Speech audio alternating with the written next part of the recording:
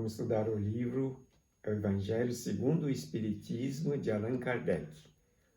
Antes, peço a você que se inscreva no canal e ative o sino de notificação. Assim você vai ser notificado de todos os novos programas inseridos através do canal do YouTube. Obrigado. Vamos estudar o capítulo 27, item 21. Infração à lei de Deus. Então, aqui no item 21, está assim escrito: o homem sofre sempre a consequência das suas faltas. Não há uma única infração à lei de Deus que não tenha a sua punição.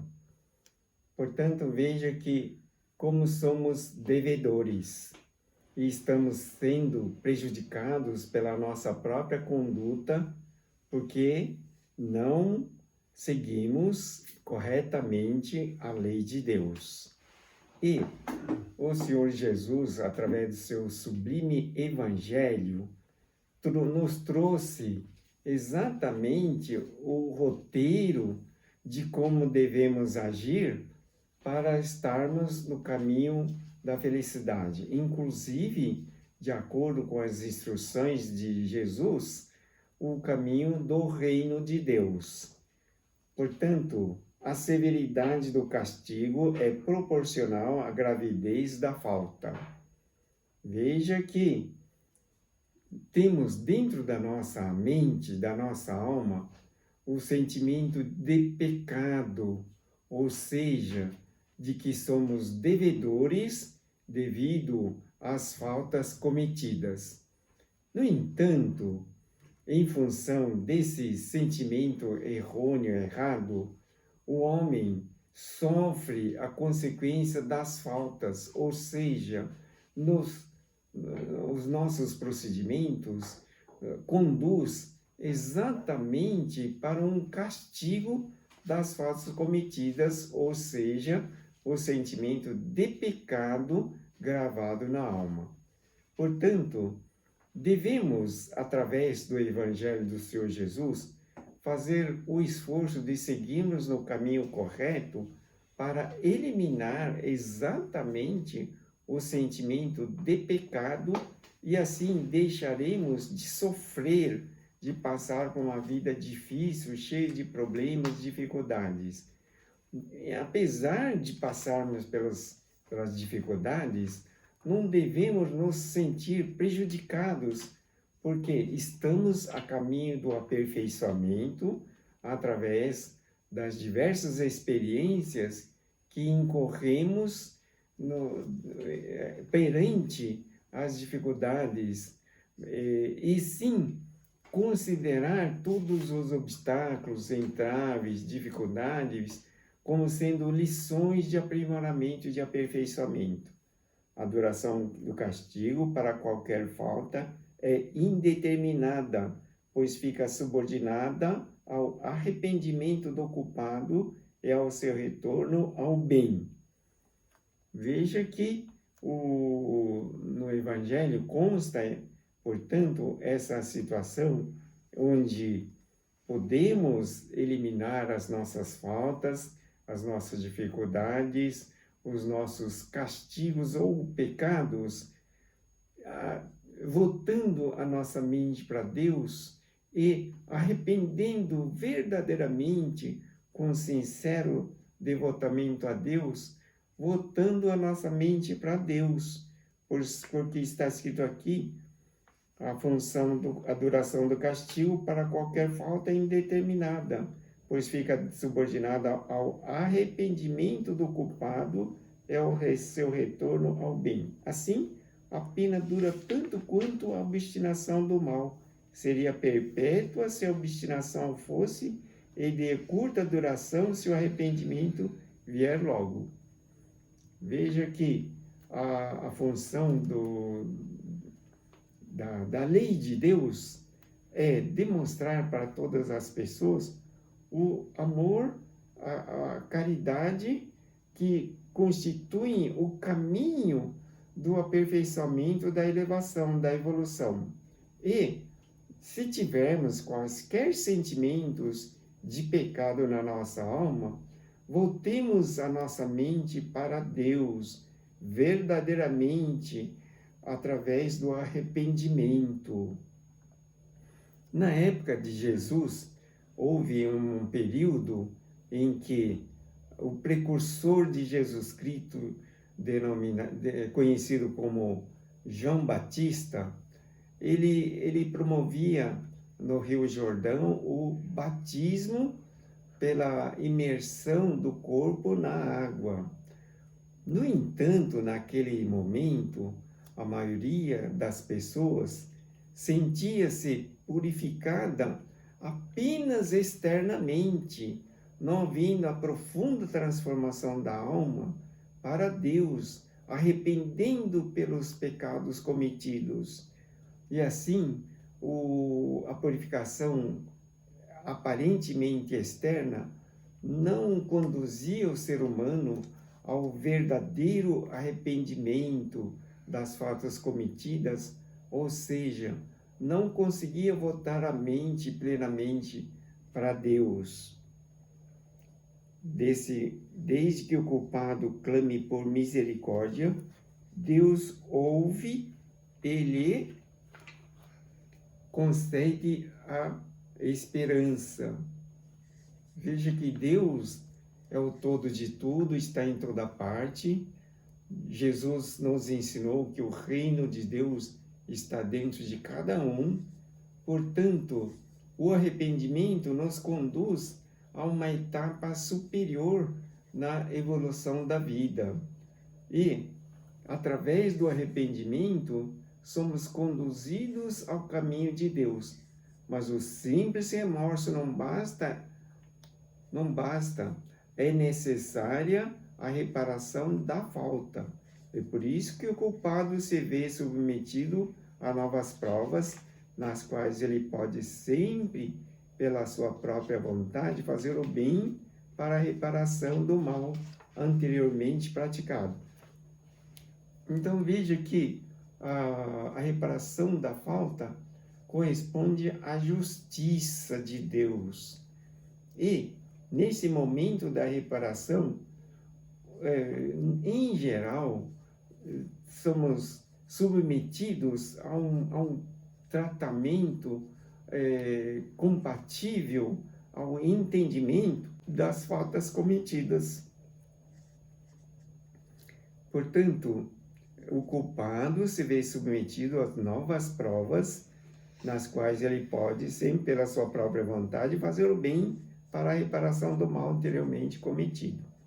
O homem é, assim, o árbitro constante de sua própria sorte. Né? Portanto, dentro da lei de Deus, existe o que conhecemos como lei do amor e da caridade. E através da própria vontade, da própria disposição de fazer o bem, em nome do amor e da caridade, o homem pode purificar a sua mente, praticamente amenizando a necessidade de passar pela prova, pela nova prova. Mesmo que estejamos submetidos às novas provas, se mantivermos o empenho de fazer o bem em nome da caridade e do amor de Deus, por certo que essas provas acabam sendo amenizadas, não constituindo duras provas de sofrimento, de tolhimento, de restrição.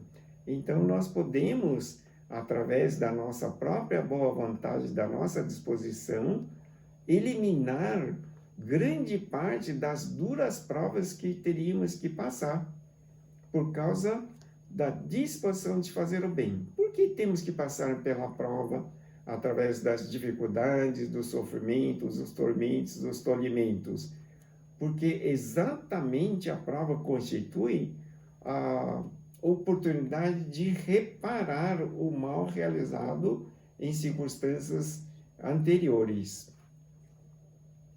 Portanto, o homem é o árbitro constante de sua própria sorte.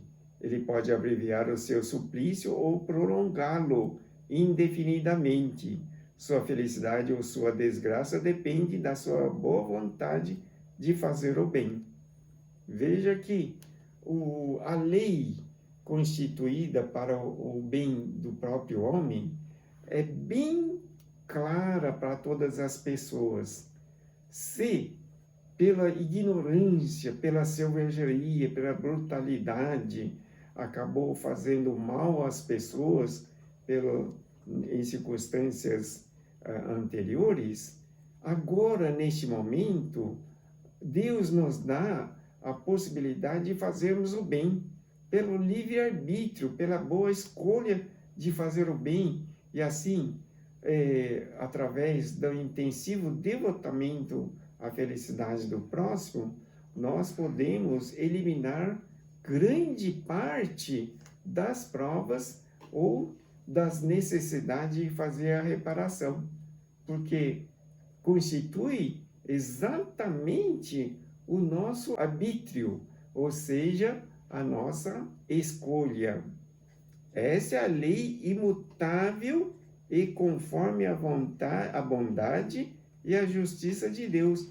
Essa é a lei. Então, estamos submetidos inquestionavelmente à lei de Deus em todos os momentos. E Deus nos ampara, nos orienta, nos abençoa em todos os momentos. Jesus acompanha cada passo das nossas atitudes, de nossa vontade, do nosso caminho, porque Jesus, ele é exatamente o mentor que coordena e conduz a evolução do ser humano aqui na Terra. O espírito culpado é infeliz. Dessa maneira, pode sempre salvar-se a si mesmo. A lei de Deus lhe diz sob quais condições ele pode fazê-lo. Então, o homem pode se salvar. Ele pode melhorar o seu destino, sobretudo na existência Terra, porque a Terra onde nós nos situamos não constitui o local exato de viver apenas usufruindo dos benefícios, dos proveitos materiais. Estamos na face da Terra, na presente existência, para aperfeiçoamento e fazer com que a nossa alma possa evoluir e retornar ao mundo espiritual em melhores condições, como está escrito aqui, não é? Pode sempre salvar-se a si mesmo. A lei de Deus lhe diz sobre quais condições ele pode fazê-lo. O que geralmente lhe falta é a vontade, a força e a coragem. Se pelas nossas preces lhe inspiramos essa vontade, se o amparamos e encorajamos, se pelos nossos conselhos lhe damos as luzes que lhe faltam, em vez de solicitar a Deus que lhe derrogue a sua lei, tornamo-nos instrumentos da execução dessa lei do amor e caridade, da qual ele assim nos permite participar para darmos nós mesmos uma prova da caridade. Então, nós podemos, através da lei, seguir exatamente dentro do amor e da caridade, fazendo o bem e, assim, avançarmos no caminho da evolução e, sobretudo, eliminarmos grande parte das pendências existentes na nossa alma e que deveríamos reparar através das dores e sofrimentos. No entanto, quando voltamos a nossa mente para Deus, através do arrependimento, através da conscientização de que a nossa vida é vida perfeita de Deus e que Deus nos ama de uma forma assim bastante profunda e que o seu Jesus nos conduz através das boas palavras do Evangelho, então nós podemos escolher o caminho da felicidade. Muito obrigado pela sua atenção. Vamos passar para o momento da oração. Acalme sua mente, eleve seu pensamento a Jesus e, concentrando a sua mente nas palavras das verdades de Deus, vamos fazer a oração. Senhor, neste momento da oração, elevamos nosso pensamento a Jesus e rogamos infinita sabedoria e amor para prosseguirmos na nossa caminhada nesse nosso destino, procurando da melhor forma possível aprimorar as qualidades de Deus e vivermos uma vida mais devotada ao bem e à caridade. Com a sabedoria e amor de Deus nos orientando em todos os momentos de nossa caminhada, sigamos confiantes de que vamos conseguir elevar todos os conceitos existentes em nossa alma através da purificação necessária pelo arrependimento das nossas faltas e voltando plenamente a nossa confiança para Deus, para a luz do amor e do ensinamento sublime do Evangelho de Jesus. Portanto, necessitamos de coragem, de determinação para não esmorecermos na nossa caminhada e que tenhamos confiança de que, estando sempre voltando a nossa mente para Deus, possamos conseguir evoluir de acordo com o que o mundo espiritual espera na nossa presente existência. Agradecemos toda a orientação, assim seja, graças a Deus. O livro que utilizamos, bem como os demais utilizados nas nossas programações, os pedidos de orações que você pode fazer para a solução de muitos dos problemas, bem como agendamento das consultas espirituais, caso você necessite, você pode fazer através desse site. Deus abençoe sempre. Obrigado pela atenção.